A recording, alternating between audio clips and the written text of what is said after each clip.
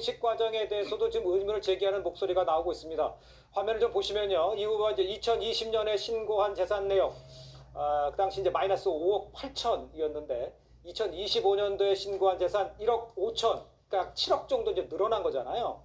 최근 5년간 5천만 원 정도의 세비 이외의 수입이 없었는데 5억 1천만 원 정도, 추징금 6억 2천만 원을 납부하고 아들 유학 보냈으니까 등도 감당하면 이게 재산이 크게 났는데 이게 비상정상적인 거 아니냐, 이런 얘기인 것 같아요. 이 부분은 어떻게 해석을 했습니까? 일단 김민석 후보자가 다른 것을 뭐 예. 청와대 문제나 다른 것을 뭐 해명을 할 수 있을지도 몰라요. 네. 그런데 이 재산 문제는 지금 저 본인이 다 신고한 것이고, 그리고 저 전체적으로 보면은 돈 수입하고 예. 지출이 전혀 맞지가 않거든요. 전혀 맞지가 않으면은 그 외에 차이 나는 그 금액이 어디서 왔는지를 이제 봐야 되는 거죠. 네네. 봐야 되는데 이게 만약에 본인이 제대로 해명을 하지 못하면은 뭐 그 신고를 제대로 안 했을 수도 있고 또 다른 의혹들이 나올 수가 있는데, 일단 김 후보자가 조금 전에 말씀하셨다시피 2008년에 그 사건으로 그 2010년에 대법원 확정 판결되고 나서 예. 직업이 없었어요. 사실 직업이 없다가 2008년에 문재인 정부가 들어서고 나서 민주연구원 원장으로 갑니다. 그렇습니다. 그리고 그 이후에 2020년 총선 때 출마해서 당선이 돼요. 그리고 2024년 총선, 작년 총선까지 두 번 당선이 되죠. 네네. 그 두 번 하면은 국회의원들 세비가 한 달에 그러니까 연간 한 1억 정도 되니까 그렇습니다. 5년 동안 한 5억 1천만 원을 수입이 있었는데, 그 조금 전에 그 그래픽에 나왔던 것처럼 그 전에 2020년에, 그러니까 새로 정치를 할 때 국회 때 들어왔을 때 마이너스 5억 8천이 재산이 신고가 됐는데, 화면에 나오고 있습니다. 네, 마이너스 5억 8천이 신고가 됐는데, 오히려 올해 재산 신고에서는 5억 8천이 다 없어지고 1억 5천이 더 늘어났다는 거죠. 그러니까 이제 7억 이상이 전체에서 7억 이상이 늘어났다는 건데, 그런데 조금 전에 말씀드린 대로 이 수익은 그 5억 정도, 5억 1천만 원밖에 없었고, 네네. 거기다가 또 자녀들을 저 미국에 유학 보내고, 예. 또 생활비 그 카드 같은 걸 다 하면은 한 10억 정도를 그러니까 나갔다는 거죠. 그러니까요. 네, 그러면은 도대체 그 나간 돈은 어디 있고 또 어디서 났고, 또 재산이 더 불어난 거는 어디서 났느냐, 이 문제가 제기가 되고 있으니까, 과거에 또 정치인들 보면은 씀씀이하고 예. 돈 수입하고 그 차이가 날 때가 상당히 많았거든요. 네. 그게 항상 논란이 됐는데, 이것도 김민석 후보자가 명확히 밝혀야 될 부분이 있습니다. 알겠습니다. 그런데 이제 한 매체에 의하면요, 김 후보자 측에서는 이 세비 외에도 강연비, 또 뭐 행사비 등이 있었다고 지금 해명을 한 걸로 알려져 있습니다. 이런 이제 기타 소득으로 저런 정도의 재산 증식이 이거는 가능하다고 봐야 되는지, 우리 변호사께서 어떻게 보세요? 그래서 그 기타 소득이라는 그 개념 자체가 이제 그 소득액이 적다는 거거든요. 네네. 그게 주기적으로 있고 일정 액수 이상이면 그 국세청에서 사업 소득으로 하는 경우가 많이 있어요. 예. 그러니까 저희 출연료 같은 경우에도 처음에 기타 소득으로 하다가 네. 요즘은 사업 소득으로 바꿀 정도로. 그렇죠. 예. 그러니까 어쨌든 뭐 증빙자를 저희가 봐야 되겠지만 이 김민석 후보자의 경우는 2010년부터 19년도까지 추징금 갚은 게 1억이 안 됩니다. 약 한 9,500만 원 정도 돼요. 네. 그때 아마 돈을 빌려서 갚았는지 모르겠는데, 네. 그때 당선된 이후에 2020년에 1억 4천만 원을 갚아요, 추징금을. 그다음에 21년도에 6천만 원. 요 정도 수준이 제가 세비로 갚은 정도 수준이 되는 것 같아요, 6천만 원 정도가. 예. 근데 매년 보면 22년도에 1억 6천만 원을 갚습니다. 그다음에 23년도에 1억 4천만 원. 그다음에 2024년도에 약 1억 원을 갚아요. 그러니까 이게 세비보다 더 많이 한 2배 정도를 갚는 거예요, 매년. 그래서 이 부분이 과연 세비만큼의 기타 소득이 나온다, 그것도 좀 우스운 거 아니에요? 왜냐면 국회의원들은 사실은 전념 의무가 있기 때문에 다른 데에서 돈을 벌려면 국회의장한테 허락을 받아야 되는데, 액수가 미미하면 그럴 필요가 없겠지만 네. 세비만큼의 기타 소득을 얻는다? 이 부분도 문제가 있어 보여요. 그러니까 증빙 자료나 증빙 내역을 저희가 보면 알겠지만, 어쨌든 인풋과 아웃풋이 안 맞는다는 건 맞는 것 같아요. 그래서 그 해명의 과정을 좀 봐야 될 것 같아요. 알겠습니다. 조윤선 부의장께서는 지금 지적하신 대로 그 기간 동안에 세비 이외의 돈으로 과연 저렇게 지출할 수 있느냐, 이걸 얘기하는 것 같은데, 그건 어떻게 보세요? 재산이 늘어났다는 거잖아요. 그 국민적인 눈높이에 봤을 때로 본다면 네. 차이가 나는 게 아닌가라는 그런 의심하실 수가 있습니다.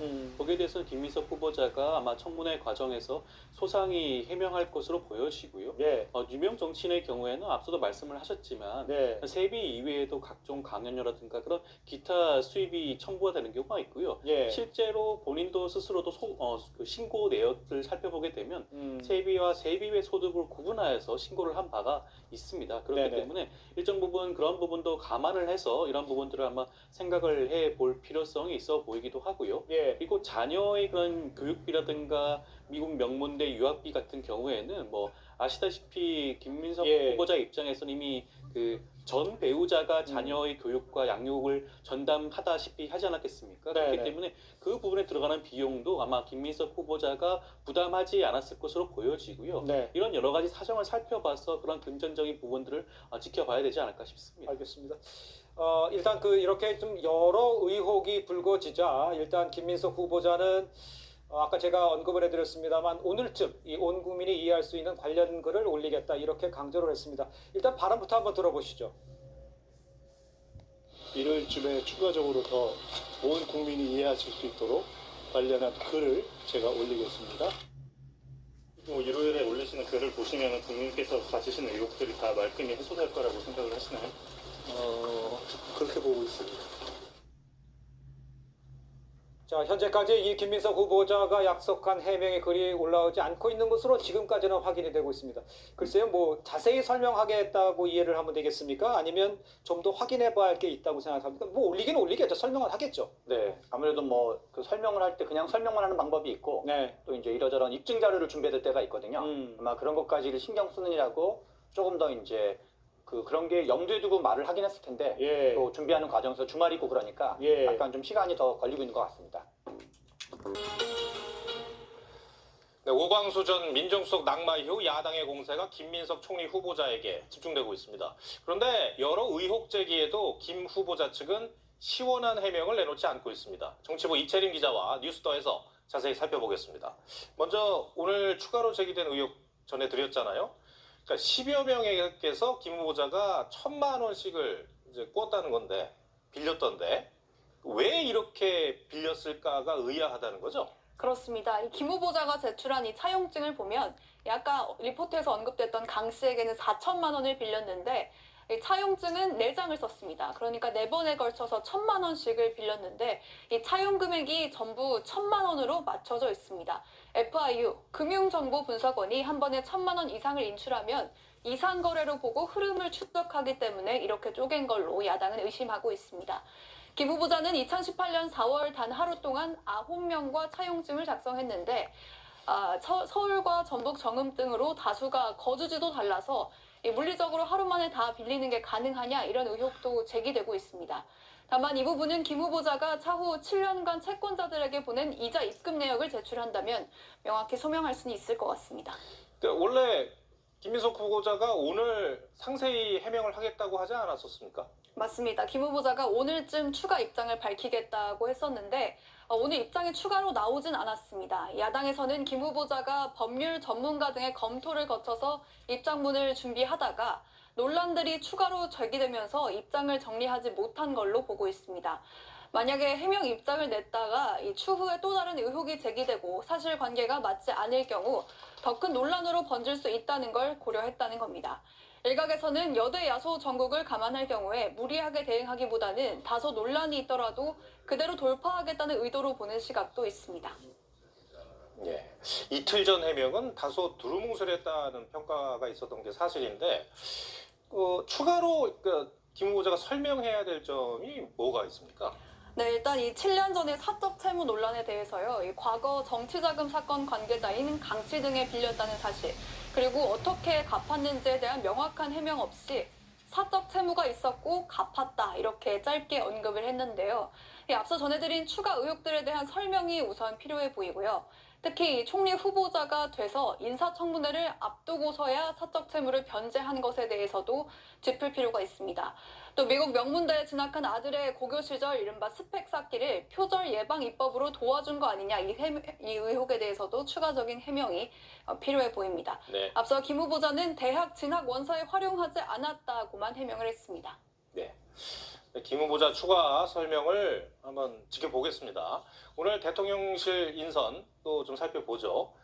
국가안보실 차장 3명을 한꺼번에 이재명 대통령이 지명을 했더라고요. 네, 맞습니다. 인사검증을 주도하는 오광수 민정수석이 낙마한 이후에 이 전체적인 인선이 늦어지는 거 아니냐 이런 우려가 있었던 것도 사실인데요. 내일 G7 참석을 위해서 출국을 앞두고 있는 만큼 일단 안보실 인선부터 서둘러 마무리한 것으로 보입니다. 통상 1, 2차장은 국방과 외교 담당을 지명하는 관례에서 벗어나진 않았는데 경제 안보를 담당하는 3차장에도 외교관을 임명했습니다. 네. 위성락 안보실장도 외교관 출신이니까 실장과 3명의 차장 가운데 3명이 이제 외교관 출신이라는 거죠. 네. 이게 어떤 의미가 있습니까? 부여할 수 있습니까? 네, 일단 현 정부의 외교 노선을 두고 자주파와 동맹파 간에 대립이 있는 것 같다 이런 이야기 전해드렸었는데 이 안보실 인사에 있어서는 동맹파 쪽에 무게를 둔 걸로 해석할 수 있을 것 같습니다. 이뭉순 2차장은 위성락 안보실장과 주미 대사관에서 오현주 3차장은 외교장관으로 거론되고 있는 조현 전 외교부 1차관과 유엔 대표부에서 대사와 차석대사로 근무했던 연이 있는 걸로 전해집니다. 다만 위성락 실장이 총괄하는 안보실 인사인 만큼 위 실장과 호흡을 맞추는 데 중점을 뒀을 수 있고요. 차후 외교통일장관 등 실제 내각 인선에선 어떤 특징이 드러날지 조금 더 지켜봐야 할 걸로 보입니다. 네, 알겠습니다. 이채림 기자, 잘 들었습니다.